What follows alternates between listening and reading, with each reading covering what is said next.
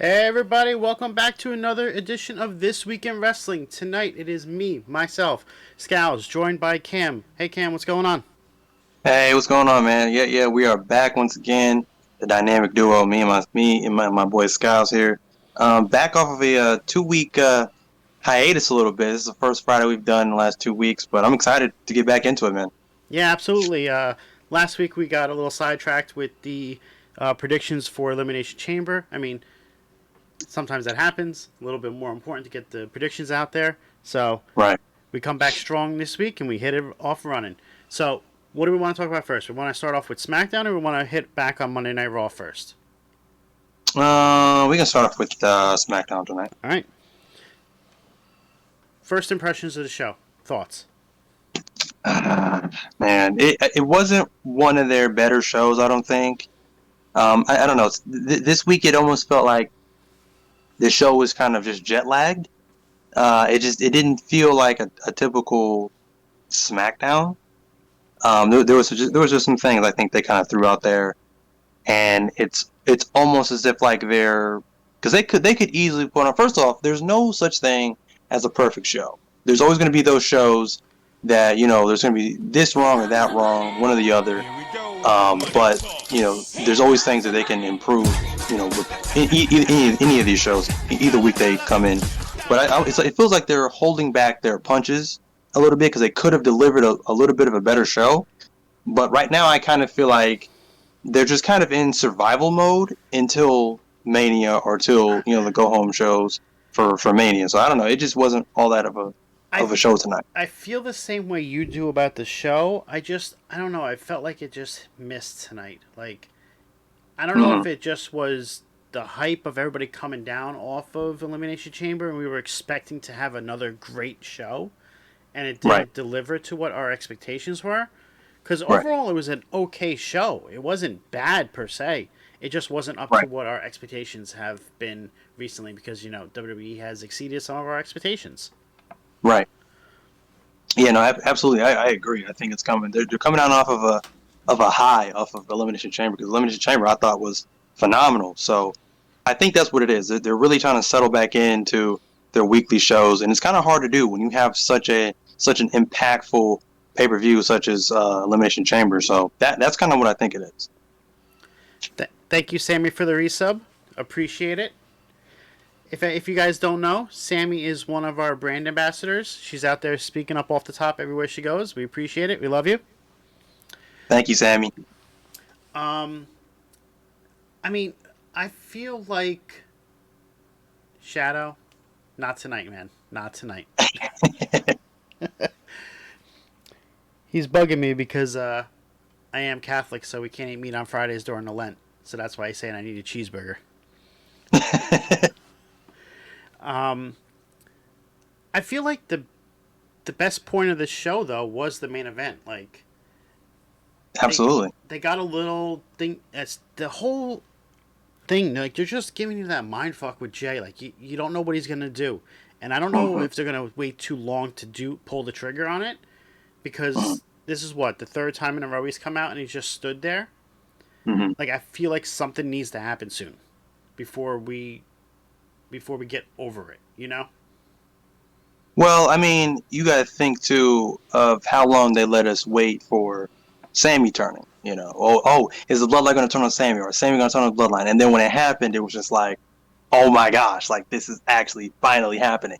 So I understand where you're coming from, and I just think that just plays into how this storyline has played out so far with the bloodline. I mean, everything they've done, they've made you wait week after week after week after week.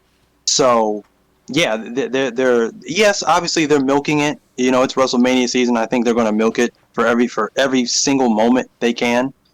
But either way, I think his ultimate decision is not going to be impacted. I don't think by having them having us wait for however long uh, to see what Jay does. Just because it's so great that right now is the bigger picture, And with Cody Rhodes winning the Royal Rumble and going against Roman Reigns, that's not even the main story to be told right now. Like the focus is not even on them right now.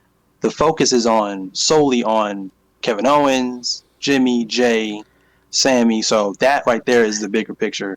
That's the bread and butter right now I of know, this story. but this is it's a tough spot they're in because they have taken away from everything that has all the hype that was around Cody Rhodes winning the Rumble.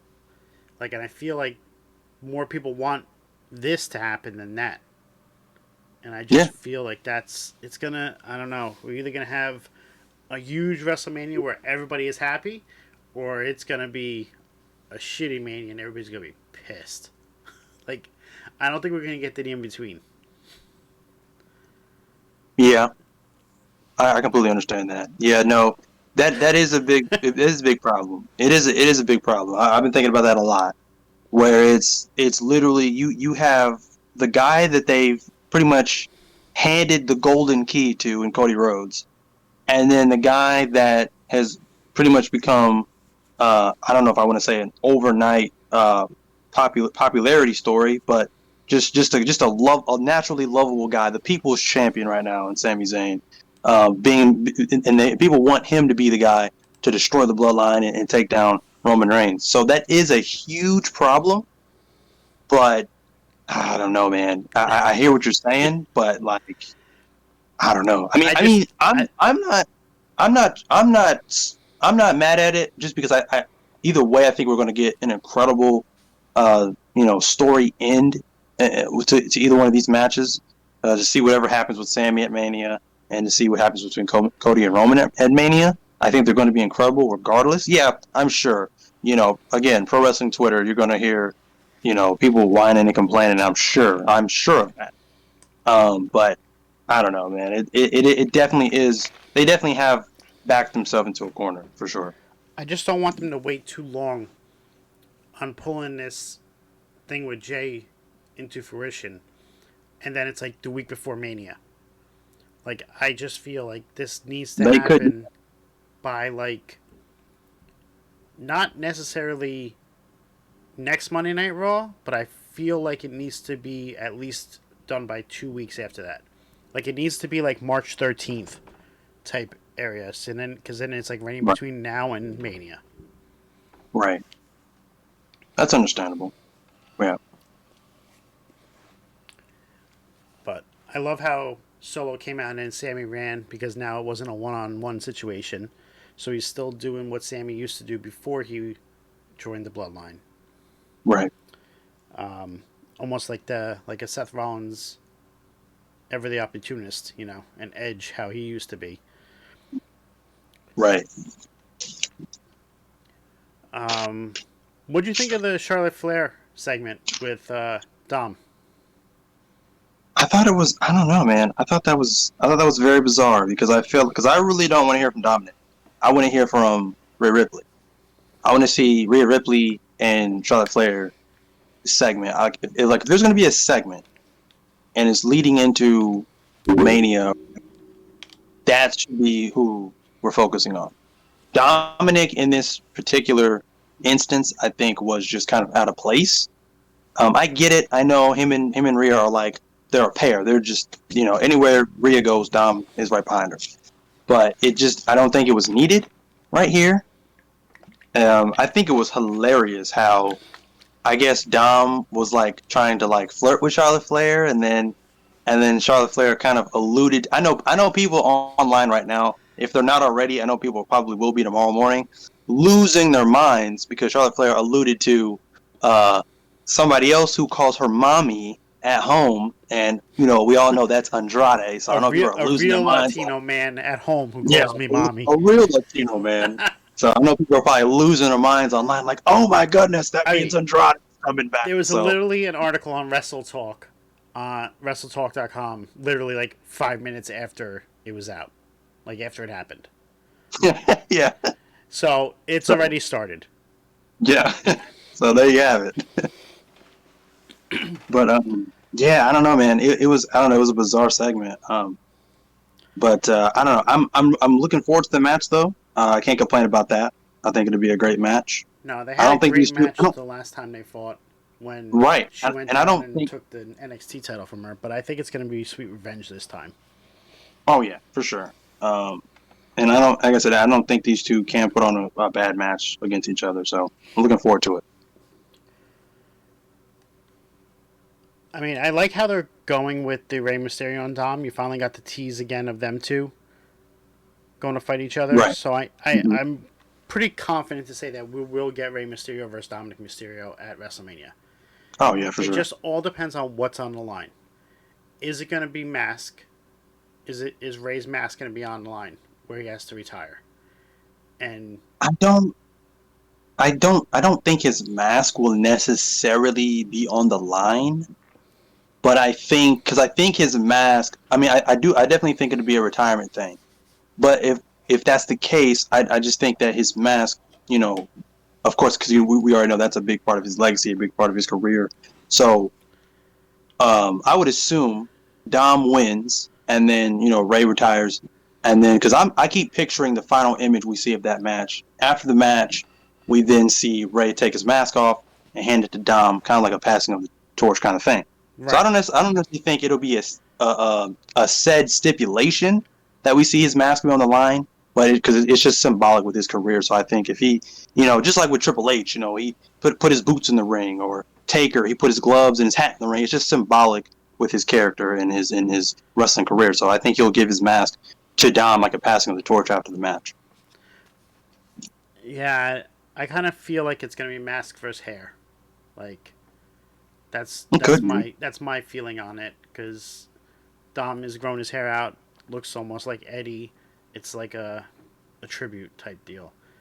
Right. That could be where I could see that's where it's leading. But you might be right where it's not necessarily on the line, but he just does it after the match and is like, "All right, it's your turn now to represent the Here mask." comes the money. Right. Here we go. Money talk. Here comes the money. Money, money, Dollar, dollar. Thank you very much, Swagum, for the sponsor. For the sub. We appreciate it. Forget Shadow throwing a little kink in the thing there, saying that we're sponsored by McDonald's and TD Oh my gosh. because we have ads on the show. Can't control it, Shadow. Nice. Cannot control what you see.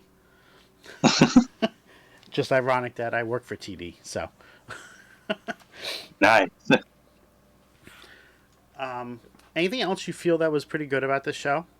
Because I really Um, I did like. I like kind of going back into the Ray thing. I did enjoy the Rey Mysterio and Cross match. I thought it was pretty. Thought it was pretty decent. Um, I just like the fact that because, like I said, right now Ray and Karen Cross are not the bigger picture. Obviously, we already know that the bigger picture right now is Dominic and Ray. And the thing I like about the Dominic and Ray thing the most right now is the fact that, I mean, Ray has not. I mean, he has yet to lay a finger on Dominic right now.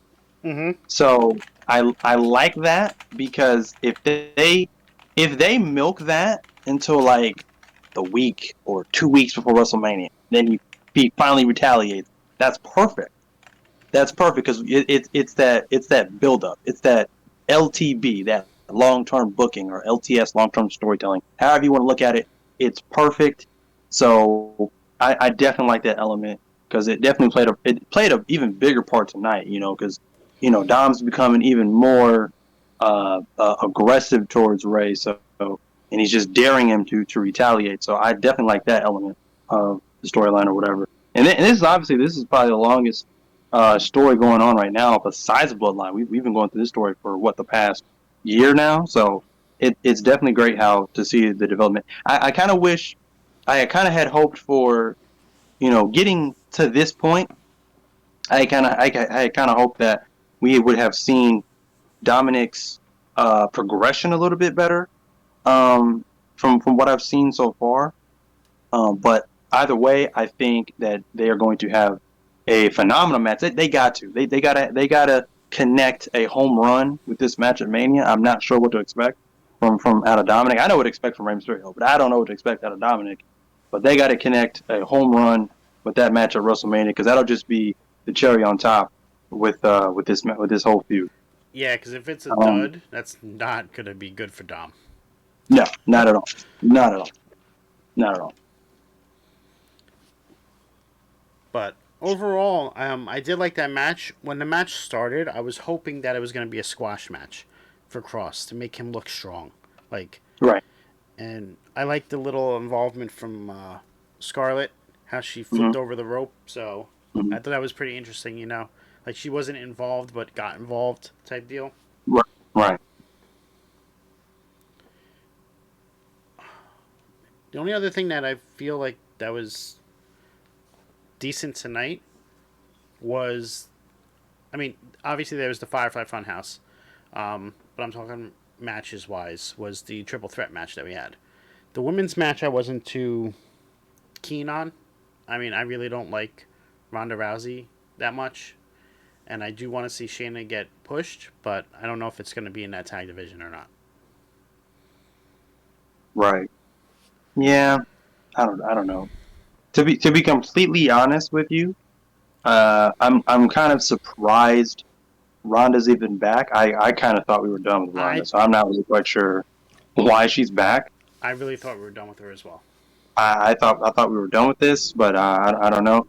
And you know, so which brings me to a question I almost forgot to ask you about the whole thing is I'm looking at the long haul. Well, I guess semi long haul here. So WrestleMania, and I'm looking at the bigger picture here, and I'm thinking to myself like, you know, um, what is the Ronda Rousey play here? Because with Charlotte Flair, the woman that beat her for the SmackDown title, going against Rhea Ripley at Mania, where does I mean not I mean for God forbid I don't want to see a triple threat, but I'm just saying like where does she fit in there? Like what is the play for Rousey come Mania?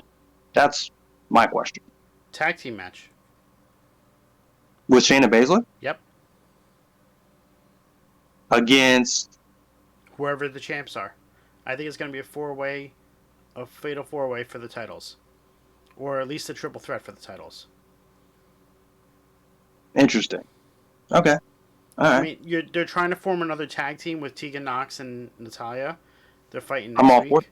So if that tag team gets on board, then you still have Damage Control. Um, hopefully, I'm trying to think if there's any other ones. There's really not. Like, so yeah. Isn't there like Becky and Lita now? Well, Becky and Lita are fighting for the titles this week, but that could probably be a one-off. I don't know Sure. if that's Sure. going to be a full thing. I think they were going to do Lita and Trish, and I don't know what happened with that this week. Right. But I know they're supposed to be going towards the tag, and that's why they've been featuring them together. Right. So that could be interesting. Yeah, hey, like I said, if they're putting together some more tag teams, I can't even complain about that because they definitely need an overhaul of the tag team division because there has been literally nothing in that division at all. So I'm all for that. They really need to get rid of one of the two belts, whether it's the NXT ones or the main roster ones, and just have them go across all three shows for the women's. I would just say get rid of the NXT ones. That they're not needed at all. Especially since Damage Control is no more. Right. Not Damage So- Control, Toxic. Talk to the crack. You won't get it. Yeah. But So. and then we had the last segment was the Firefly Funhouse, which Mhm. was unique. I would say that's a good way to put it. A lot of interesting things in there, though. Like Shadow has pointed out in the chat, Alexa's box from when she was in control was what was keeping the door open. So, who opened the door? That's what they said. But if Alexa's box is there, could she be trying to get the Fiend back? I don't know. I think there's more questions than answers that we got from this week. For sure. I saw that and I'm not quite sure what to think about it. I mean, to be completely honest with you, and this is just me, I'm pretty much clocked out of the whole Bray Wyatt thing. I'm not sure where it's really going. This Firefly Funhouse almost wasn't really a Firefly Funhouse. It was almost as if like it was, I don't know. It was more of a like a treasure hunt kind of thing, and it was just like we're going through all of these different like mini segments during the Firefly Funhouse, and it's almost as if like it's teasing the fans. So they're trying to get you to spot these little clues of what's to come. I don't know if the Fiend's coming back. I don't know. I mean, even when you just said what Shadow had pointed out, um, you guys obviously caught more than what I caught. I mean, I was just looking at it like I don't know what's really going on exactly, but something big is obviously coming because they wouldn't have done something like that if they're not trying to, catch our attention to point out these clues and kind of piece together this puzzle that they're trying to put together for this storyline. Yeah, I mean, I'm not at the point where you are yet because I know you've been checked out for a minute on Bray Wyatt. Mm-hmm. I am interested to see who that masked figure was. Is that Uncle Harper? Because that wasn't Uncle Howdy. We saw Uncle Right. Howdy in the video. Right. Was that Bray Wyatt wearing a mask? Because it looked like him with the tats. But we don't know. I do like how it was going back and forth all over the different place. Like, I'm going to have to go rewatch it just to see if I catch anything else. Right. No, Shadow, it wasn't too much info. Like, I'm glad you caught that because I missed that. Like, I wasn't looking at the floor to see what was propping the door open. I was trying to watch all the images that were popping up at the door to see if there's anything in there, any hints of the Fiend or anything like that. Like, that's what I was focused on at the time. Right. So, I need to go back and watch it because there was a lot to see. It was. But, no, your long message came up. The one about the Funhouse segment with Alexa's box. Oh, Shadow sent like this whole message.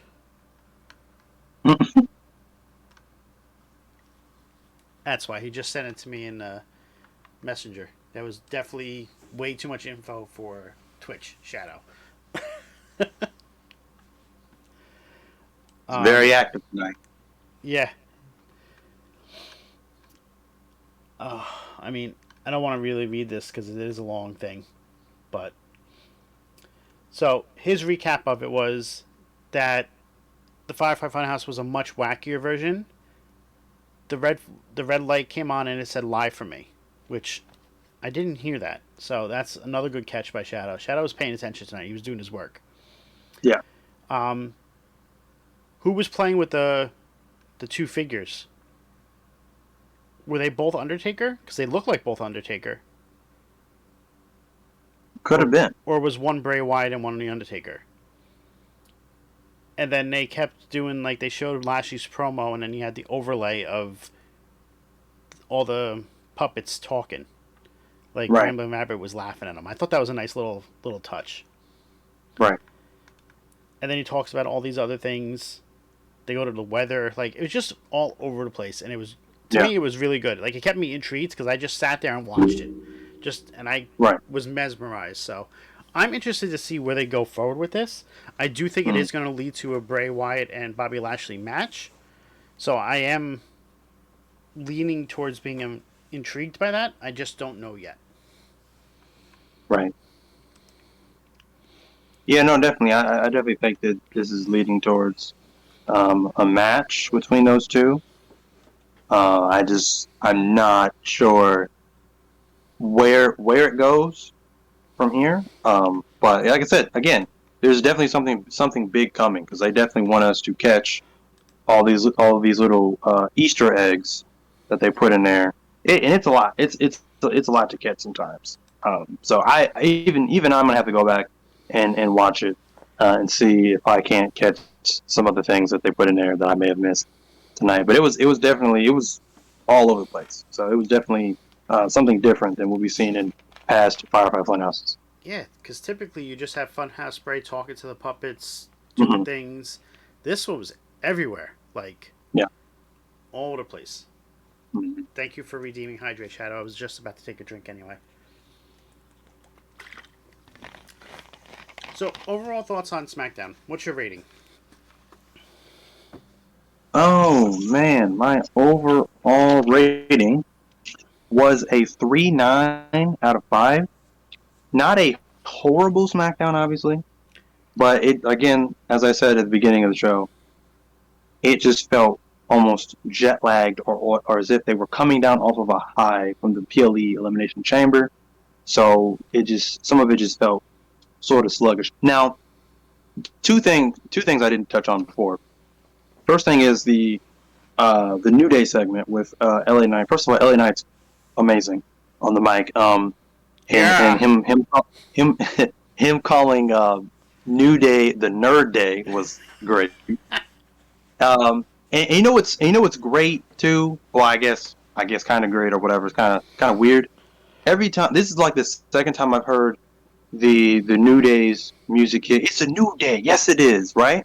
And every time their music hits, well, not every time, but this is the second time I've seen or heard their music hit, and they come out, and I think the fans are anticipating it to be Big E coming through that curtain. Mm-hmm. So this was the second night I saw Woods and Kofi come through the curtain, and the fans kind of like, they didn't boo them, but they kind of settled down when they saw it was just the two of them, because they're anticipating any day now for it to be Big E coming through that curtain. It was the same thing at Royal Rumble. They heard the New Day music hit first time. Oh, okay, it's Woods. Oh, okay, it's Kobe.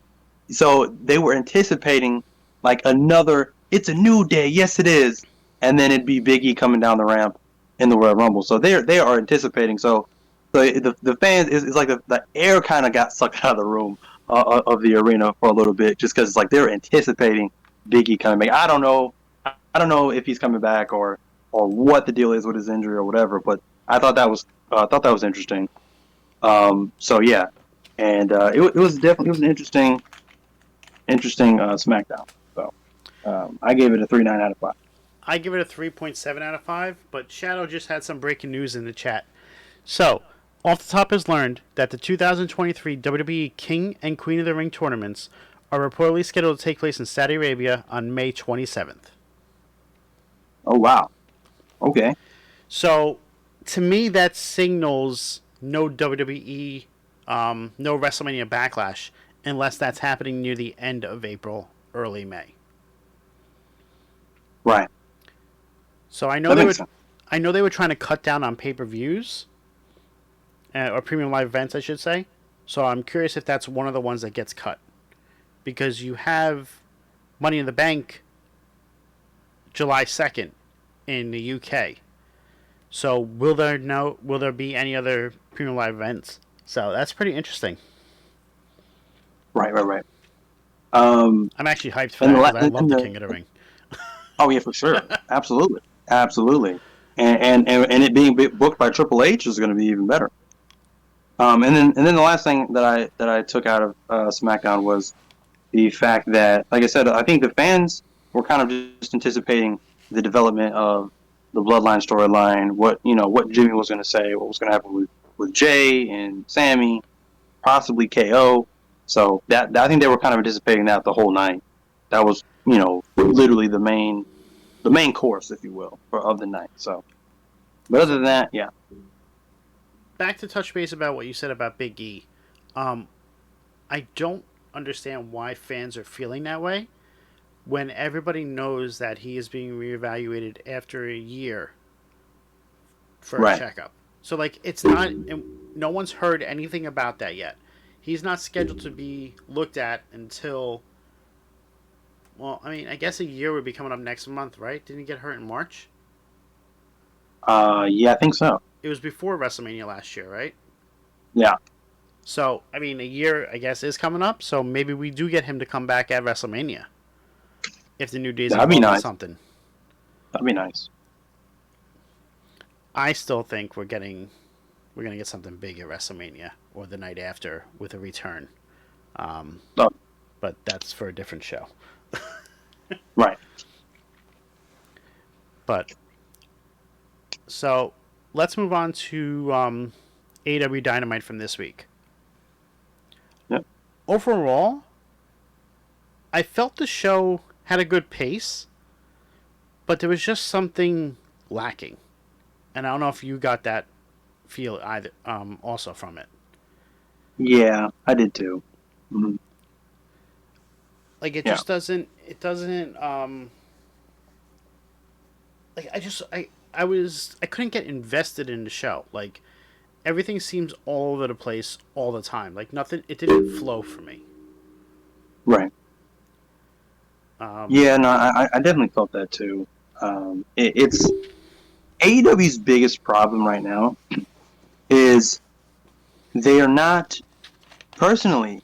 I think they can take notes from what WWE's doing right now. And once again, it's going back to those three letters, LTB, long term booking, with the things have been with the bloodline right now. It's phenomenal, and that is what I think AEW needs to hone in on because they just lack story. They lack the long term stories right now, even the short term stories. They don't have any one story right now that is really sticking out. Yeah, they have good wrestlers here, and they have good promos there and there, good matches there and there.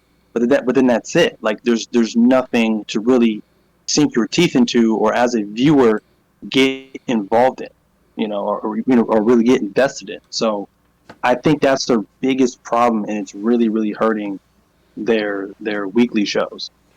So, but yeah, I completely understand what you're saying there. It felt a bit just empty. Like there was just nothing that really grabbed me. I guess. I mean, there was a few things, but overall, as a show, I didn't feel like it was their best showing.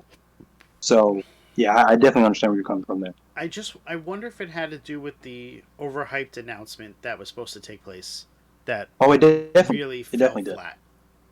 It definitely did. Yes.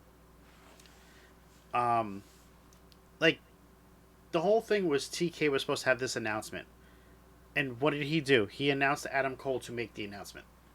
Right. Like, Yeah. Pointless. Pointless. That was pointless.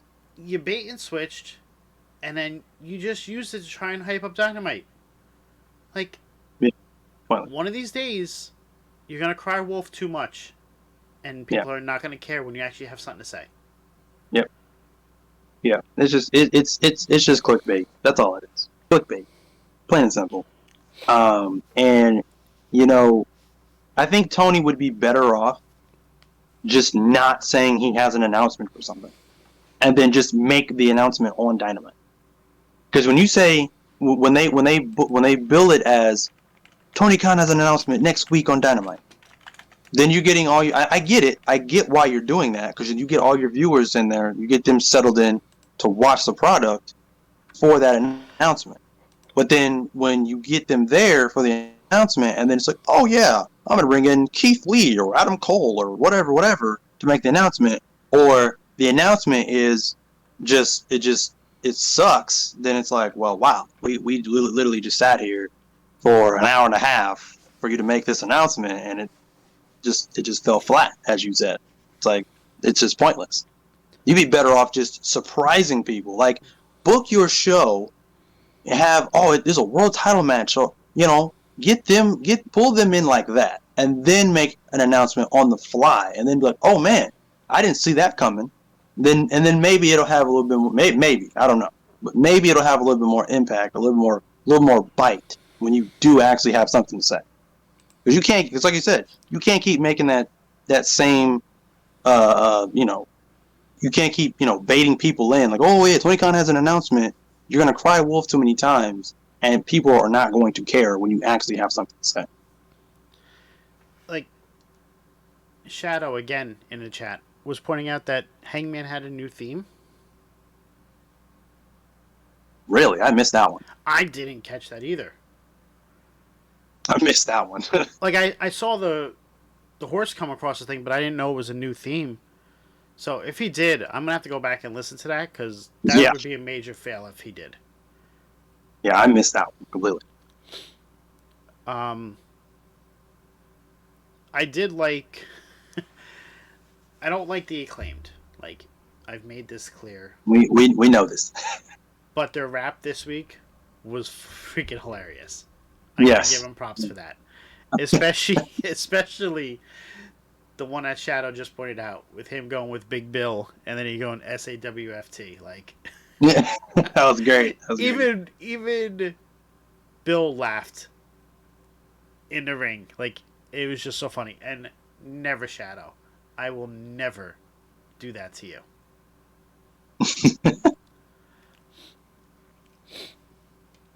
Yeah, no, it was great, man. It's interesting, you know, they're so popular. I'm not quite sure where they're going right now with it. You know, like I said, they recently lost the tag team titles to the Guns, so I'm not quite sure where their direction is going after that. But yeah, I mean, Well, like I said, they're just entertaining. can we talk about the tag team that won the Battle Royale into Yes, being please, the third team? Like, please. what are they doing? I don't know. You have so many better teams, and you're putting Jeff Jarrett. Like, I don't get it. I don't get it. oh my! I thought he was supposed to be there just to help. They do this with everybody they sign on as a coach. They make him a wrestler. They did it with Madison Rain. Oh wait, where's she now? That's right, gone. Like, it just stop trying to please everybody. You hire somebody to do a job, let them do the job. They're not Right. there to do everything. Right. Yeah, I don't know. I don't know. I for one, I think I've stated this before on the pod, but I am not the biggest Jeff Jarrett fan at all. At all. I got enough of him in TNA years and years ago.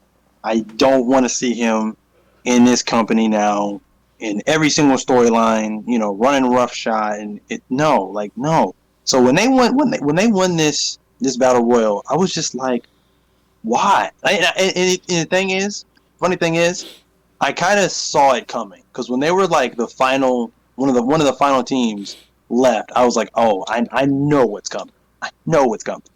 You know, like you said, you have so many great potential tag team. The tag team division, never mind anything else AEW is doing wrong right now.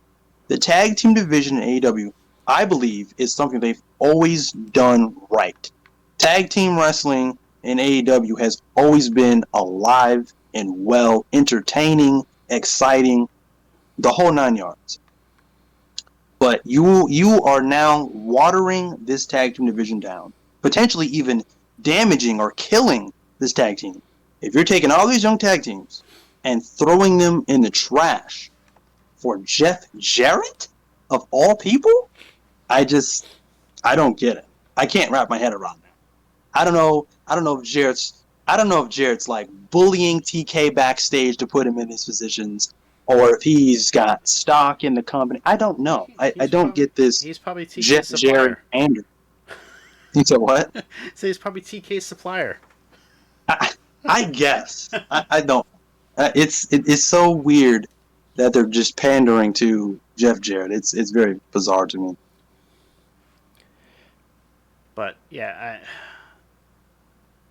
like this match could have been so good Mhm. at Revolution, and now they added him in it. I just can't. I don't know who they're gonna put into it now. These last, they need to put somebody that people want to watch because no one wants to watch Jeff Jarrett wrestle anymore. I'm sorry. No, not at all.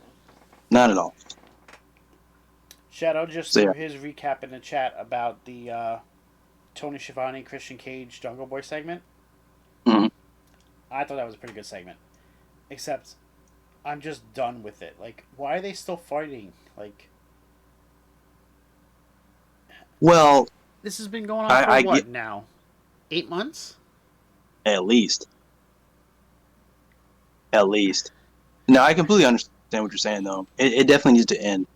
But you know, the feud kind of got put on. Well, not kind of. It definitely did. It got put on ice once Cage got hurt, and then he had I guess he had surgery, and I think his I think his the recovery to him healing from the injury, I think, took longer than it was supposed to. So they just had to like substitute it with him feuding with Luchasaurus, which ended up not being too bad, but it wasn't the bigger story to tell here. We don't care to see Luchasaurus versus Jungle Boy. Now, again, in saying that, if you ask me, they put on some banger matches. I mean, I didn't think them two would put on such good matches that they had. The cage match they had, I think, it was the last pay per view I think they had was a banger. So yeah, they put on some pretty decent matches, but it just wasn't the story to be told there. We don't want to see Jungle Boy versus Luchasaurus. We want to see Jungle Boy versus Christian Cage. That is the match right there. So that now that he's healed, I'm assuming, it's that's why it's continuing to go. But we just need. I don't even know if we need, honestly, but just have one match with these guys, one last match with these guys, and then be done with it. Move them on to something else because it's dead. It's dormant. There's nothing really much more they can do. So They had the perfect opportunity to end it this week. They could have had Jungle Boy give him the concerto, and that would have been the perfect way to end it. But no, they don't pull the trigger on it. He hesitates, and then Right. Christian low blows him, and then what else is new? We saw blood in AEW. right, I mean, I'm not gonna mention. I'll mention it again in the main event when we talk about that. But that was a whole nother type of situation. But yeah, like, he could have just given him a concerto, looked strong as hell, and gotten over with the crowd. Except now he's laying there looking weak. yeah. I don't know. Weird.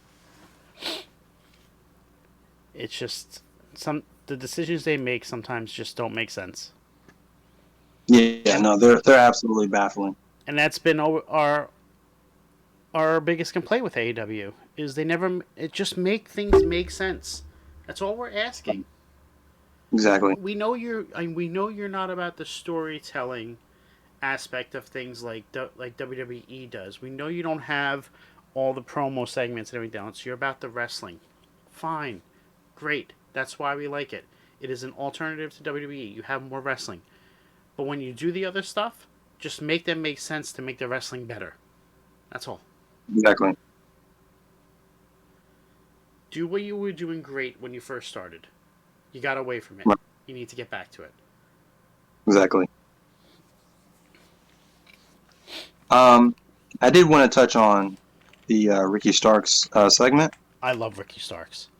I love Ricky Starks. Ricky Starks is amazing. I couldn't stand him, but I just didn't know what he was about, and it was just like a first impression, like that type where you just don't care, and you just want people off your screen. But now after following him and watching him and what he's done, I love him. Like, it's just great. Yeah, absolutely. I absolutely agree with that. Now, the segment with him and Jericho, that's the thing I didn't think that was so great. Now, I don't know about you, but to me, kind of based off what we were just saying about, just things not really making sense or things kind of not really delivering, it kind of seemed like, now Ricky did fine, but it kind of seemed like, I mean, based off of like, I don't know if it's just his demeanor or if it's just his natural facial expressions or how he's talking and things like that. But to me, it just kind of seemed like he really did not, he really just was not invested into really like getting into this promo leading into this match for Revolution with Jericho. It just, I don't know, it gave off the vibe that Ricky just did not want to be there. I don't know if you got that vibe too. That's the vibe it gave me. Oh, hold on. I think we got disconnected from Twitch. Give me 1 second. And we're back on now. Okay. Great.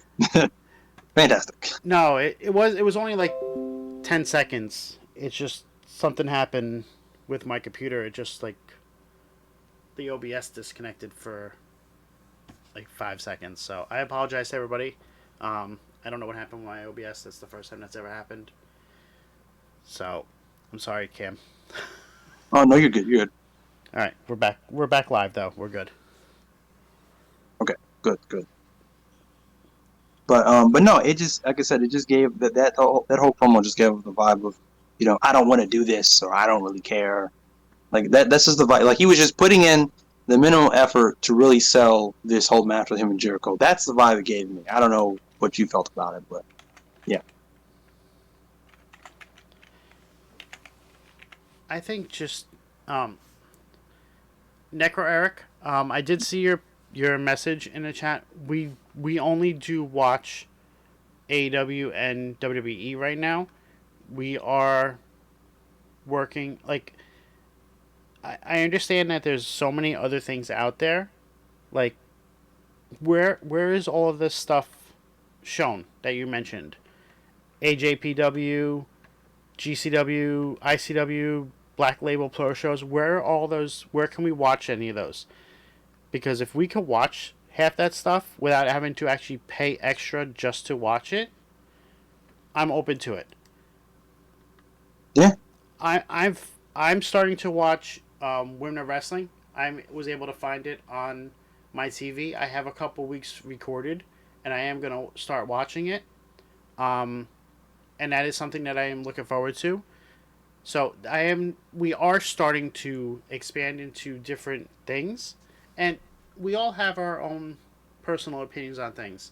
I'm not going to pay for a Fight TV subscription for stuff that I'm not really that interested in. I would be lost because I don't know half of those wrestlers that are on there. I've watched WWE wrestling and WCW wrestling for the last 30 years. I watch Impact. I can't watch Impact live because my TV provider doesn't provide it to me. I do have an Impact Plus subscription that I do go back and watch it, but I'm not going to talk about something was already spoken about 3 weeks ago when they recorded it. It's not live. It's not something that just happened. All the spoilers come out for Impact 3 weeks before you actually see it on TV. So I don't feel that I'm going to go through that when I'm talking about something that, even though we just saw it, we knew about 3 weeks ago. Right. So I'm sorry if what we're talking about doesn't fit what you want. Sizzle your bacon. But this is what we discuss between my partner and myself with Cam. Like, we watch WWE, we watch AEW, we talk about it. You're more than welcome to stay and give your input, but unfortunately, we don't have the opportunity and the means to be able to watch all those different things that you had mentioned. All right, sorry about that, Cam. Oh, you're good. I just think with Jericho, he needs to be there to put people over sooner rather than later. And I feel like sometimes it takes too long to get to that point. Right. I did like the little throwback though to the list of Jericho that he did. Yeah. With the pen. Yeah. When he said, "Oh, but I don't have a pen." And Ricky Starks was like, "But I do." I like that. It was a nice little nod to there. They did a lot of throwbacks, I feel, in this episode. Yeah. Trying to think of what else happened on AEW this week. We touched base about the Acclaim. Oh, what about the Bryan Danielson and MJF brawl? Oh yeah. Yeah. Once again, man, like I said, MJF like I said, I think before he came out and had his promo, this show easily, I think, would have been, again, not terrible, but some of it, bits and pieces of it may have been serviceable. But once he came out, I think he just turned it up another notch and just pretty much saved the show, I think. He's easily one of the best, I think, storytellers on the mic that I've probably ever seen. Like, you just never know. Like, of course, he can play your typical heel and come out, cut a promo, and he'll diss the crowd that the city that they're in, and talk about their sports teams and things like that. Do the typical heel move. But then there's some Dynamites that he comes out and he'll completely I don't like do like a pretty much do like a 180 and completely like start telling you some random story but he'll all tie it back in to the feud that he's in right now with whoever, and it'll just all make sense. And it's like, man, like this guy has the ability to really tell you a story and just have you glued to the screen every time he's talking. So I thought that was great. I thought that whole segment was amazing. He talked about Danielson's family, and that's when it really got personal. And then Danielson was just like, don't mention my family, don't say my kids' names, things like that. Phenomenal stuff. I think they're going to tear the house down at Revolution. I'm so excited, and I'm definitely looking forward to that match for sure. Oh, absolutely. And I've gotten more hyped about that match, I would say probably in the last 2 weeks, than the entire recreation of the Trials of Jericho. Yeah. So I don't think they needed to do that, what they did. I just think what they've done the last couple of weeks has actually made me interested in this feud more than anything else. Absolutely. Just a quick announcement. The giveaway winners from the February giveaway. Congratulations to Goalie Man. You are the winner. And congratulations to Wrestling Fan 167. You have earned a chance to be on one of our podcasts with us. So I will reach out to both of you and we'll get touch base and set everything up.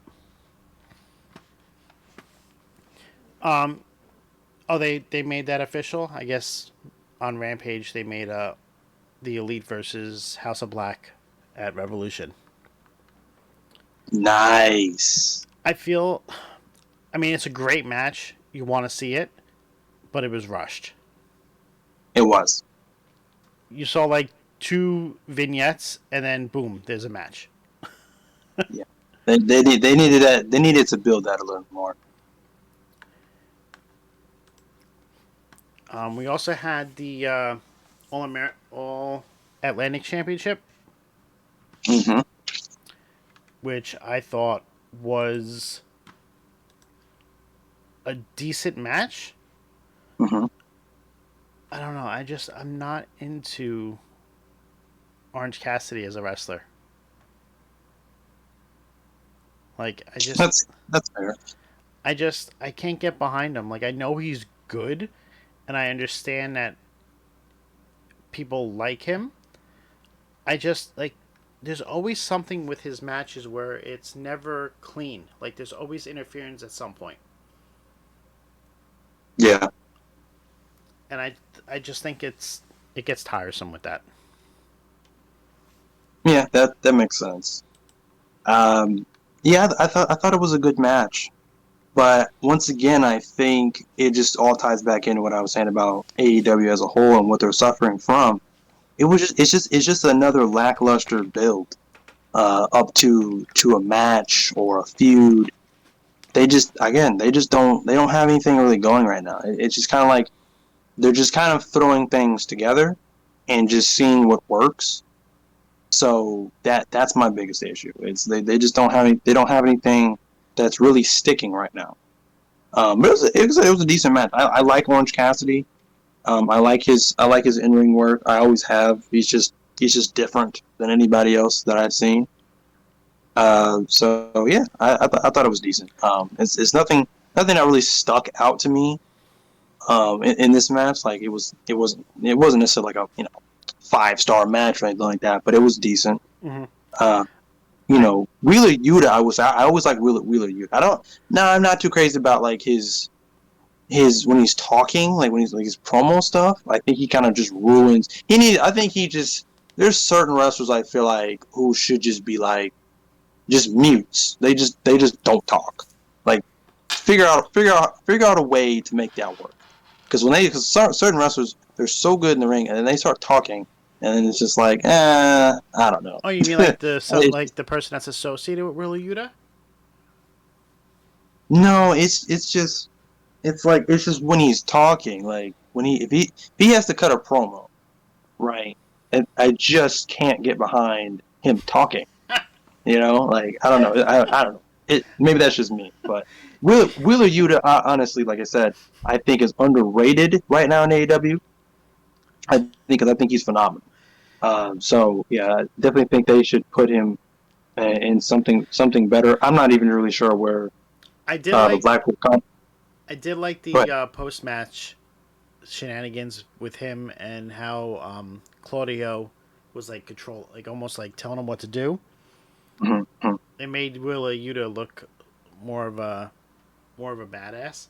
But mm-hmm. Jamie in the chat just said that Wheeler reminds him of this superhuman guy, the one that goes "fuck this shit."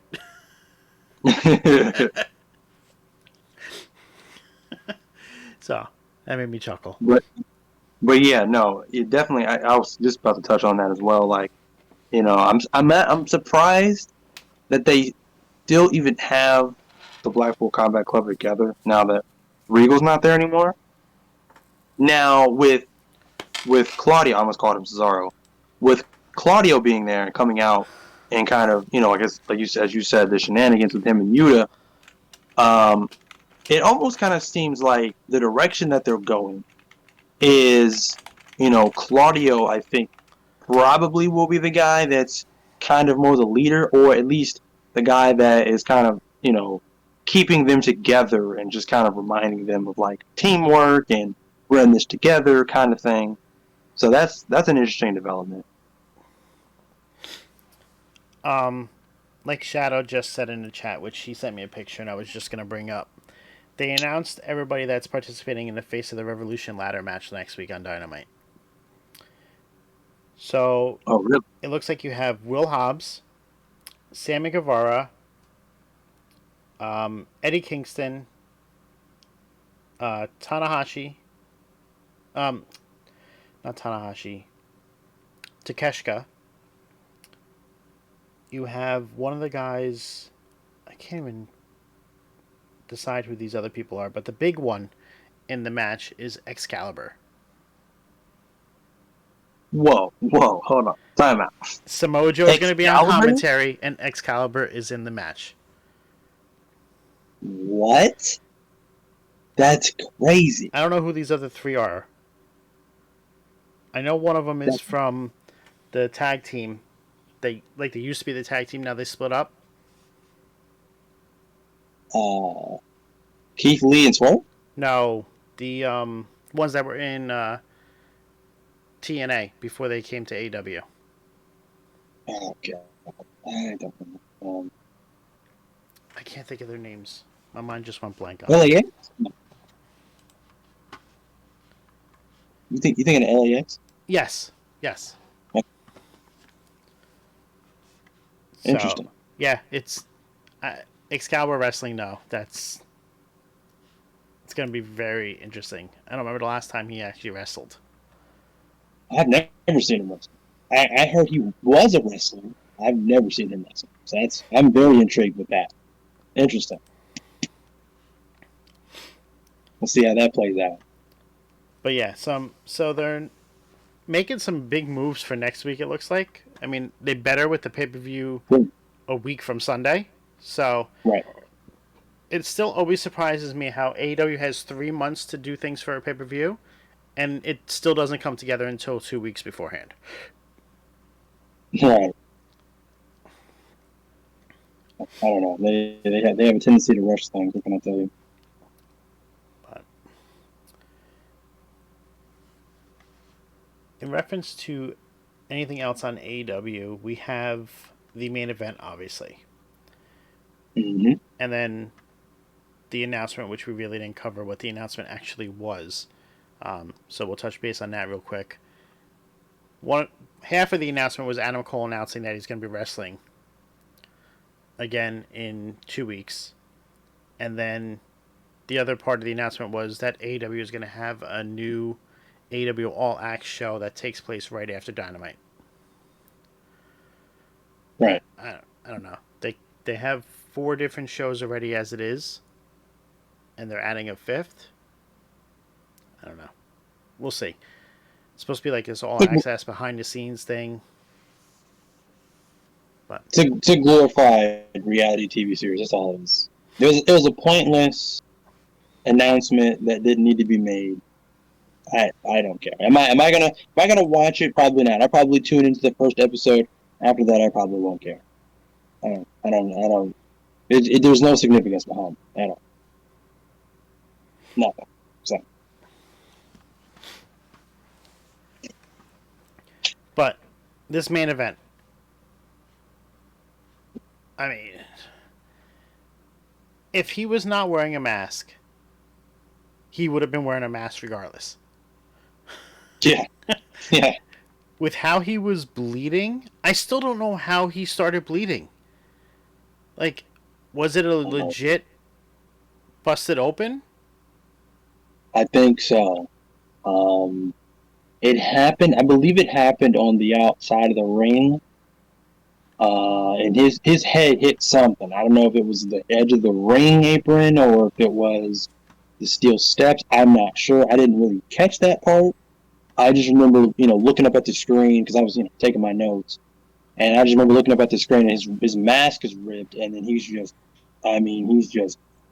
it's coming down his face like a faucet. So I was like, whoa, how did he get cut open so quickly?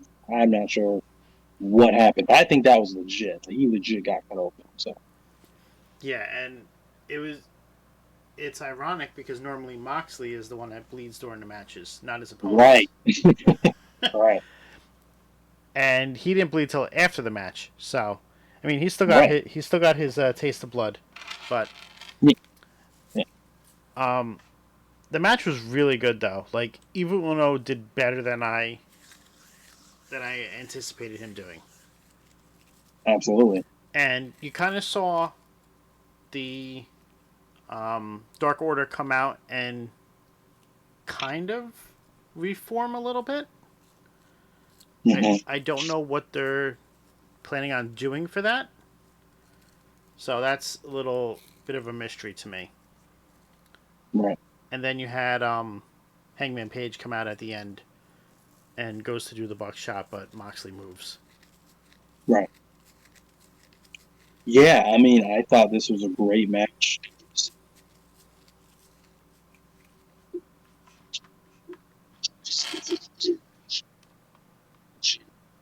We lost you, Cam. I can't hear you.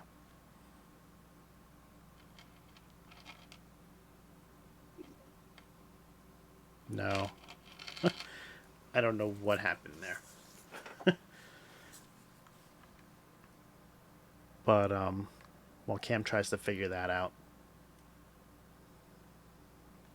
A little bit of technical difficulties with the show tonight. Something we normally don't have.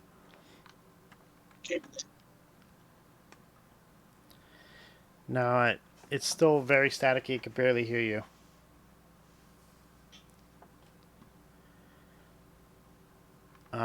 So while he's trying to figure that out, in regards to anything else that happened on AEW, we had the Saraya and Sky Blue match, which was okay.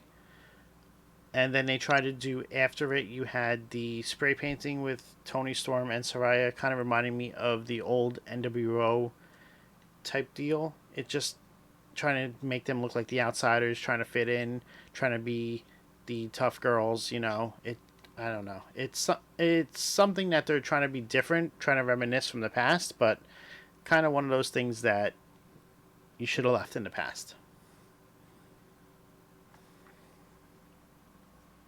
Yeah, no, absolutely. There we go. You can hear me now? Yes. Okay, we got it. We got it back. All right. But anyways, going back to the main event. Yeah, I think Evil Uno definitely was out to prove a point. That he's more than just a tag team wrestler. That he can obviously hang in singles competition as well. But yeah, I thought it was a great match though. And I think what made the bleeding for him worse was when he was in that whatever Moxley calls that finishing move. That made it worse. So yeah, it got really gruesome at the end of that match. So, and then of course, like I said, Hangman Page came out, and then of course Moxley gets his fix of bleeding as well, because I think Hangman hit him with a barbed wire around his forearm or something like that. He And came he came out really bad. with barbed wire around his fists. Yeah, yeah, and he hit Moxley with that. He started bleeding really really badly. But yeah, it was I think thought it was a good match, good ending to Dynamite. To touch on what you were just talking about, yeah, the Saraya thing I don't like at all.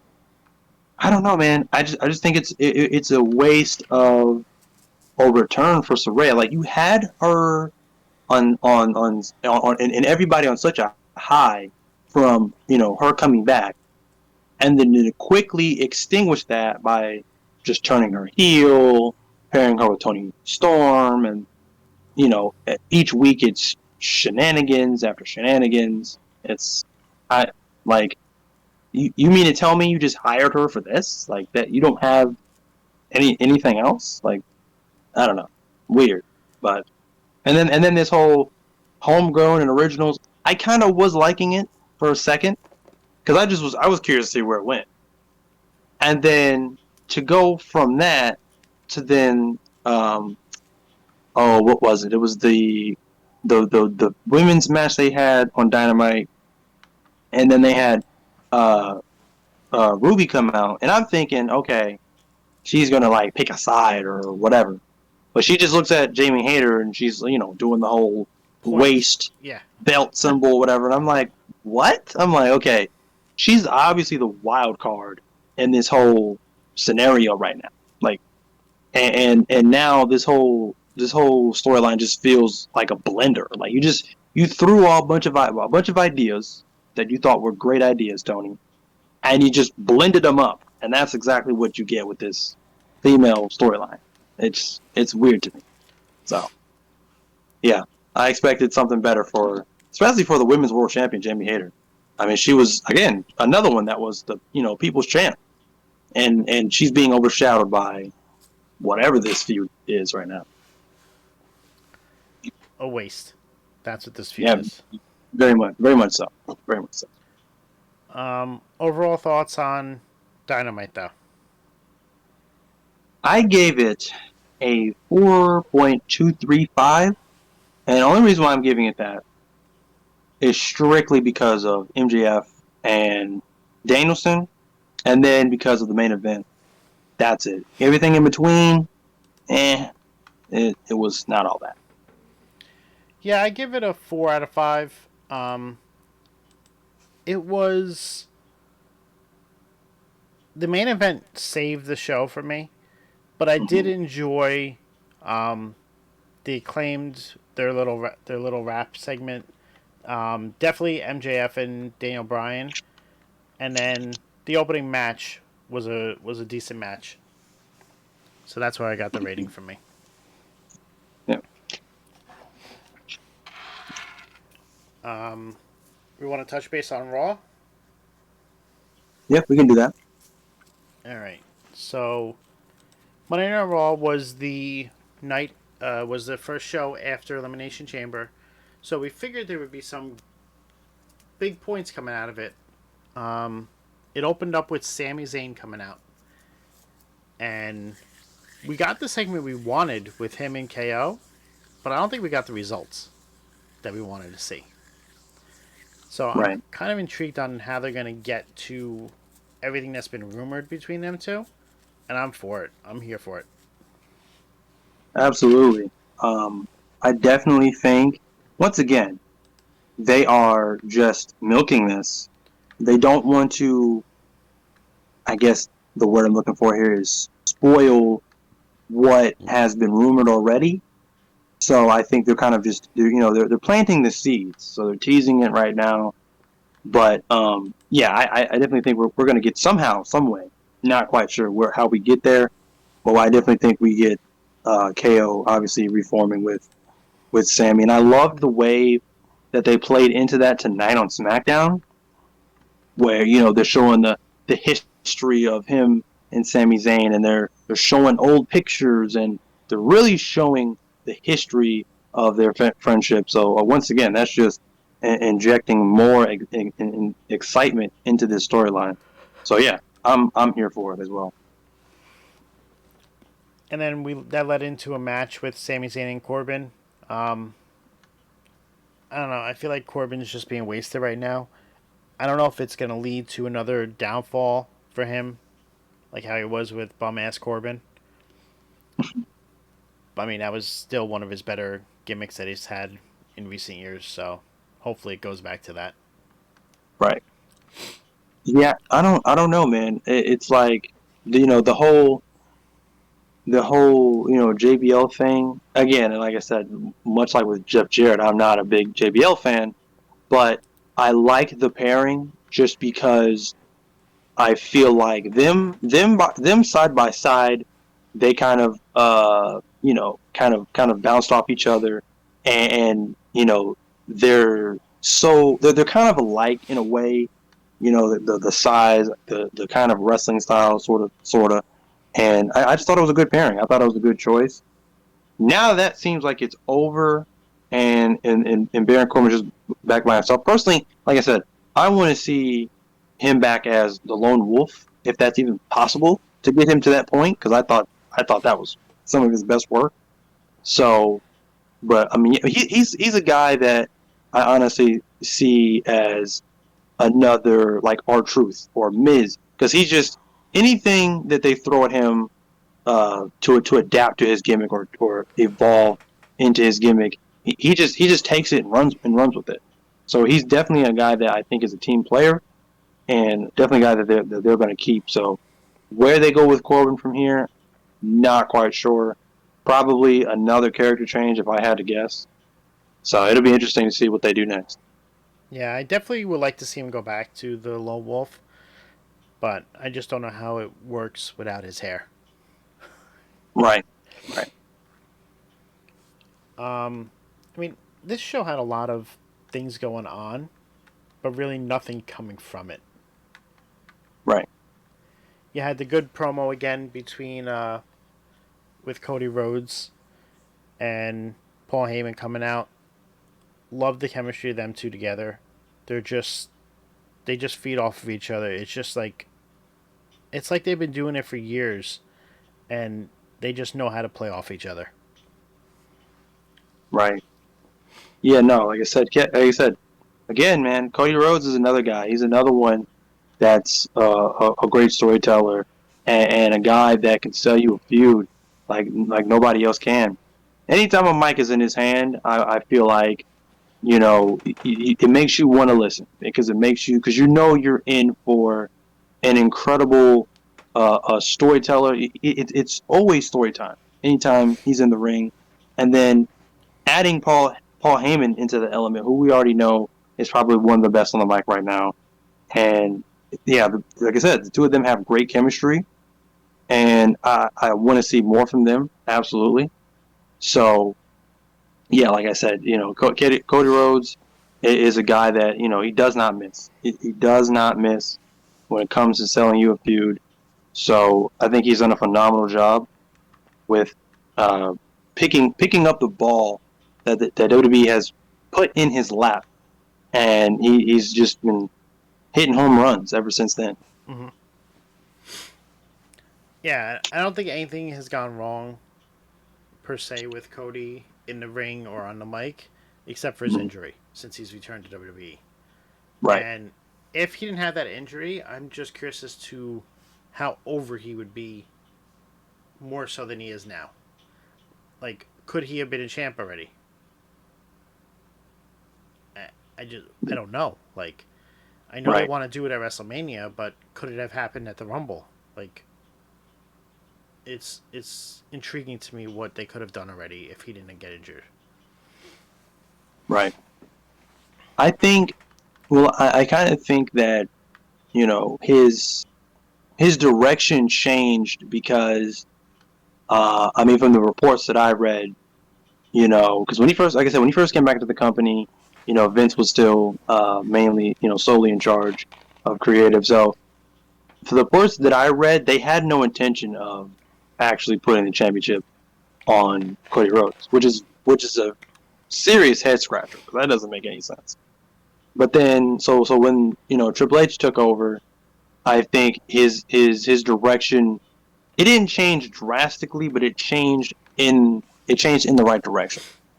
So I don't know. I really don't know. I want to say that he wouldn't be a champion if Vince was still solely in charge of creative, but I think he would be put in a position of probably doing the same thing. He probably would just be doing the same go round. I mean, maybe with Seth again. I don't know.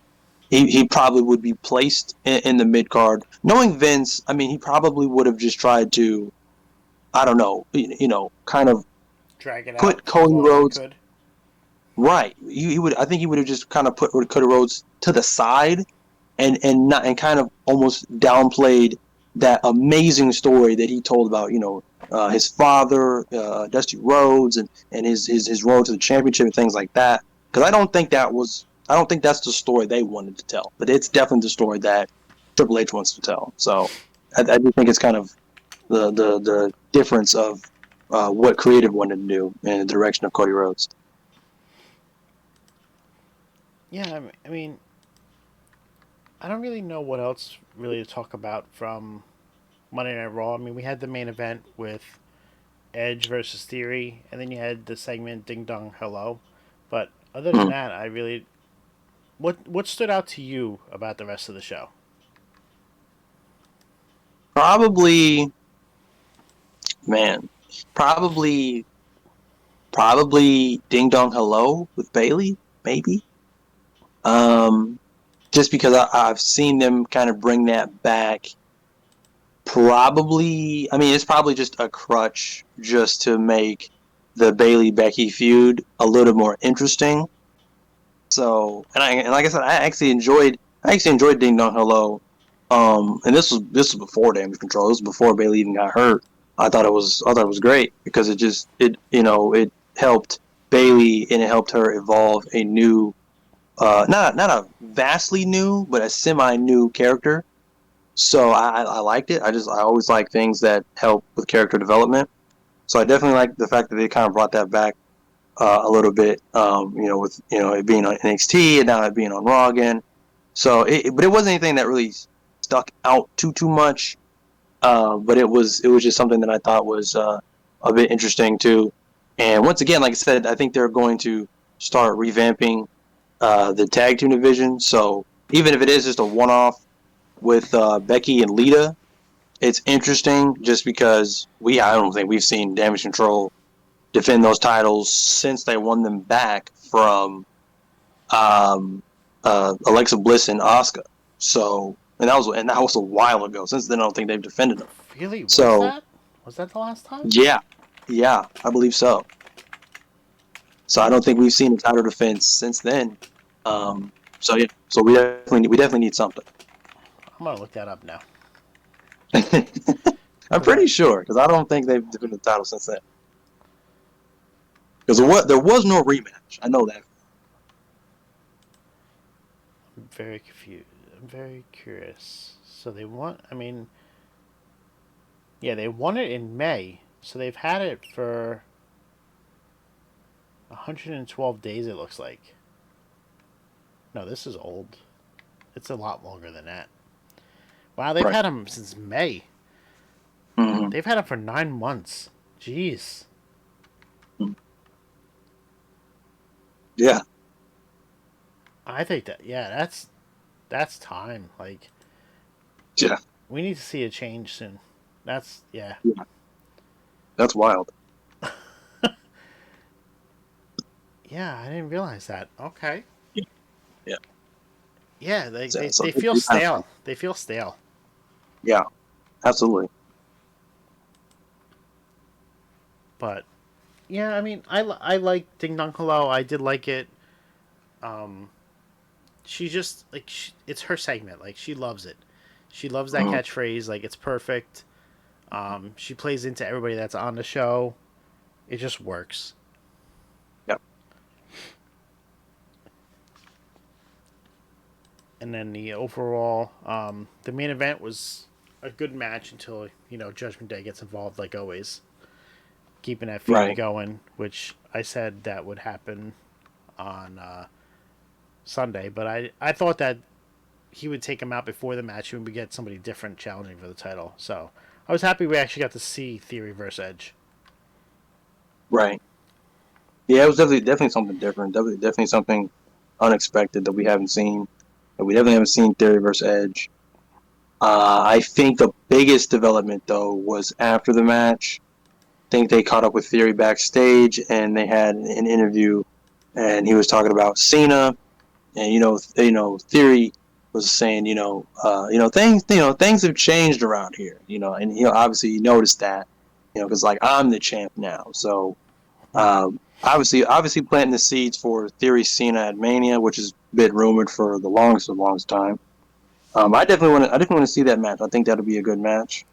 So we'll see how that plays out. So March 6th, Monday Night Raw in Boston. Cena's going to be there. Ooh, That has been announced. Obviously, it's the perfect place for him to come back. His hometown in Boston. So hmm that crowd should go crazy for that. yes. I would not be surprised if we get the rumored promo from Cena that has been taped, that has been rumored to be taped last December in Tampa, Mhm. next Monday, teasing his return. So I would not be surprised if we get that at some point. Yeah. But I I was upset that they kept the title involved for this feud. I just don't understand why it's there. But I know Cena's going to do what he always does, and that's, well, what he has been doing, I should say, more recently, and that's put Theory over. Right. Yeah. Was there anything else you wanted to touch on about Monday Night Raw? I think that's it. So, overall, what did you think of Monday Night Raw?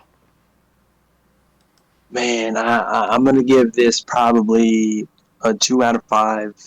Uh, I don't know, man. Raw has just been really, really uneventful. Like I said, I'm still looking forward to seeing what they do with a potential world title split.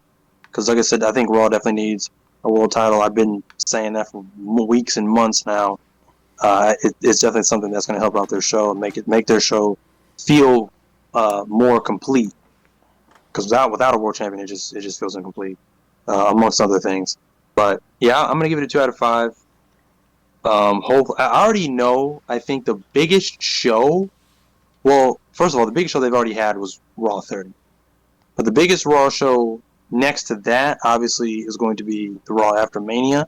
And I think that's probably the one Monday Night Raw that I'm absolutely looking forward to. Because that's going to be insane. Where is that? Is that in LA as well? I think it is. It should be, at least. Let's see. So, I did look up the last title defense for those belts, and it was in December of last year. Wow. So it's been roughly about 2 months since the belts were defended. Wow. So yeah, it's time. Yeah, for sure. So Monday Night Raw is in Crypto Arena on right after WrestleMania. So you want to fly out to LA, go right ahead. Right. I feel that show will be big. I am expecting to see returns / debuts at both Mania and the Monday Night Raw after. Yeah. So I'm looking forward to it. Yeah. But was there anything else you want to touch base on tonight? I think that's it. All right. So where can we find you, Cam? You can find me on TikTok at Cam's Wrestling Corner. You can also find me on Instagram at 317 Bacon Eggs and Cam. You can catch myself here on Off the Top on Twitch and YouTube. I also have a TikTok, Scouse24. Come on by, check us out. Again, we do this every Friday. We have some other shows that we do. Normally on Thursday nights at 9 p.m. we have a career retrospective, and we have a new show that just debuted on Wednesdays Scarlex's Lair. She talks about anything and anything you want to talk about. So check us out. Hit the like and subscribe, and we hope to see you guys again soon. Have a great evening. Deuces.